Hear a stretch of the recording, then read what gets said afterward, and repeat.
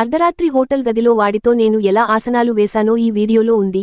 వీడియోని పూర్తిగా చూడండి. హాయ్, నా పేరు కృష్ణ. 35 ఏళ్లు, సింగిల్. గుంటూరు నుండి ఇంటికి బైక్పై వస్తుండగా రాత్రి ఉదయం 9:30 అయింది. ఉదయం నుండి ఉక్కపోతగా ఉన్న వాతావరణం సాయంత్రానికి మబ్బులతో కమ్మేసింది. చల్లని గాలి, తడివాసనతో కూడిన ఆహ్లాదకరమైన సమయం. రోడ్డు ఖాళీగా, ప్రశాంతంగా ఉంది. దారిలో ఒక చిన్న హోటల్లో టిఫిన్ చేసి బయలుదేరాను. సగం దూరం వచ్చేసరికి వర్షం మొదలైంది. ధమధమమని ఆకాశం చీలిపోయినట్టు, ఉరుములు, మెరుపులతో కూడిన భారీ వర్షం. అదే సమయంలో కరెంట్ కూడా పోయింది. రోడ్డంతా చీకటిమయం, బైక్ లైట్ తప్ప ఏమీ కనిపించడం లేదు. చెట్లు, రోడ్డు పక్కన ఉన్న కాలువలు భయం కలిగించాయి.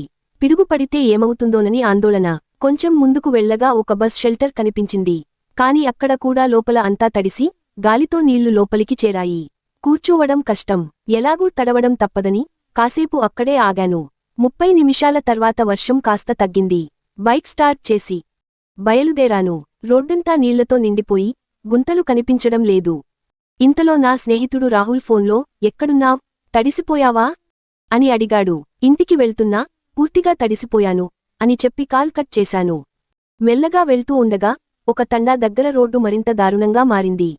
ఎదురుగా ఒక ట్రాక్టర్ వస్తూ కనిపించింది. గుంతలు అంచనా వేస్తూ ముందుకు వెళ్లాను. నీళ్లు బైక్ ఇంజిన్ దగ్గర వరకు వచ్చాయి. కాలువల నుండి నీళ్లు రోడ్డుపైకి చేరాయి. కొంచెం ముందుకు వెళ్లగా, ఒక యువతి, సహస్ర, రోడ్డు మీద నిలబడి లిఫ్ట్ అడుగుతూ చేయి ఎత్తింది. ఆమె చీర తడిసి, శరీరానికి అతుక్కుని, ఆమె సౌందర్యం వర్షంలో మరింత ఆకర్షణీయంగా కనిపించింది. పక్క ఊరు, నరసరావుపేట వెళ్ళాలి, లిఫ్ట్ ఇస్తారా? అని అడిగింది. ఎక్కండి అని చెప్పి, ఆమె బైక్ ఎక్కింది. 100 అడుగులు వెళ్లకముందే మళ్లీ వర్షం ఊడ్చడం మొదలైంది. స్పీడ్ పెంచి త్వరగా ఊరు చేరాలని అనుకున్నాను. సహస్ర మెల్లగా, గుంతలు జాగ్రత్త అని చెప్పింది. స్పీడ్ తగ్గించాను. టైం ఉదయం 10 అయింది. నీళ్లలో బైక్ నడుపుతూ, ఆమె నా భుజాలపై చేతులు వేసి పట్టుకుంది.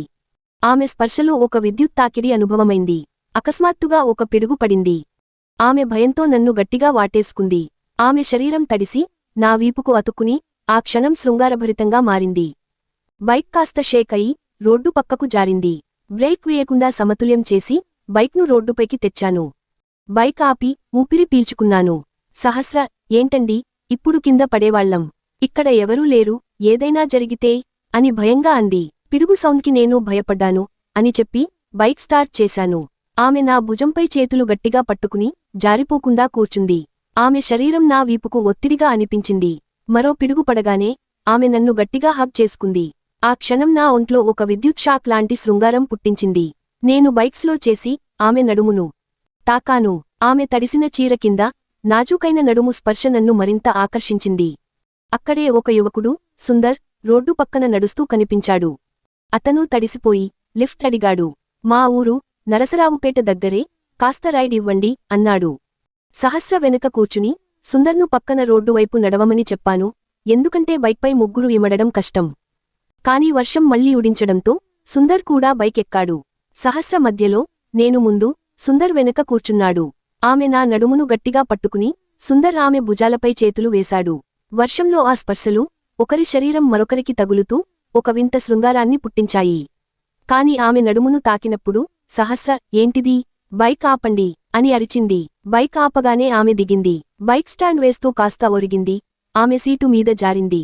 వెంటనే ఆమెను పట్టుకున్నాను. ఏం చేస్తున్నారు? వదలండి అని అరిచింది. సుందర్ కూడా దిగి, ఏమైంది? అని అడిగాడు. ఆమె భయంతో వణుకుతూ, నన్ను వదిలేయండి అంది. నేను ఆమె మెడ దగ్గర ముద్దు పెట్టడానికి ప్రయత్నించాను. కాని ఆమె నన్ను నెట్టేసింది. అదే సమయంలో మరో పిడుగు పడింది. ఆమె భయంతో నా మీదకు వాలిపోయింది. నేను ఆమెను గట్టిగా హగ్ చేసుకున్నాను. ఆమె నిశ్శబ్దంగా, ప్రతిఘటించకుండా ఉండిపోయింది. ఒక్క క్షణం ఆలోచించాను. ఈ వర్షంలో ఆమె నన్ను లిఫ్ట్ అడిగింది కదా, ఇలా ప్రవర్తించడం సరికాదనిపించింది. వెంటనే, సారీ, తప్పైంది అని ఆమెకు చెప్పాను. సుందర్ కూడా, కృష్ణ, ఇలాంటివి చేయొద్దు అని చెప్పాడు. మీ ఇల్లు ఎంత దూరం అని అడిగాను. సహస్ర, ఇక్కడి నుండి 5 కిలోమీటర్లు అని చెప్పింది. ఈ టైంలో ఎక్కడికి వెళ్లావు అని అడిగాను. మా మామిడి తోటకు వెళ్లాను. వర్షం వస్తుందని నాన్నతో కలిసి చూసుకోవడానికి. నాన్న తోటలోనే ఉన్నారు, నన్ను ఇంటికి వెళ్లమన్నారు అని చెప్పింది. ఆమెను, సుందర్ను నరసరావుపేటలో వాళ్ల ఇంటి దగ్గర దిగబెట్టాను. ఆ రోజు నా తప్పు వల్ల ఆమె ఇబ్బంది పడింది. తర్వాత రోజు నుండి సహస్ర, సుందర్, నేను మంచి స్నేహితులమైనాం.